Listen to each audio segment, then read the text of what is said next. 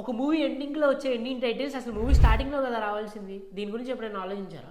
కొన్ని డెకేడ్స్ నుంచి మూవీ స్టార్టింగ్లో హీరో పేరు, హీరోయిన్ పేరు, డైరెక్టర్ పేరు తప్ప ఎక్కువ మందిది ఎవరిది రాదు. అసలు ఒక మూవీ ఫ్లాప్ అవ్వాలన్నా, హిట్ అవ్వాలన్నా story and visuals all the main important role play చేస్తుంది. కల్కి, బాహుబలి, త్రిబుల్ ఆర్, మగధీర వీటన్నిటికీ విఎఫ్ఎక్స్ ఆర్టిస్టే కదా మెయిన్ ఇంపార్టెంట్ రోల్ ప్లే చేసింది.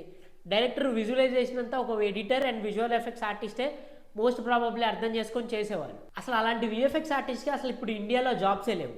ఓన్గా రిస్క్ చేసి ఒక స్టూడియో పెట్టుకుంటే ప్రాజెక్టులు కూడా రావట్లేదు. అండ్ కొన్ని మనం మూవీస్ చూస్తుంటే దాంట్లో ఉన్న విఎఫ్ఎక్స్ సూపర్వైజర్స్ ఎక్కడో హాలీవుడ్ మూవీలో వర్క్ చేసిన వాళ్ళు వస్తున్నారు. అసలు ఇండియాలో ఉన్న స్టూడియోస్ అంత క్యాపబుల్ కాదా? Why we are depending on Hollywood crew and cast? And ఈ క్వశ్చన్స్కి ఆన్సర్ కోసం నేను చాలా స్టూడియోస్తో మాట్లాడాను, విఎఫ్ఎక్స్ సూపర్వైజర్స్తో కూడా మాట్లాడాను.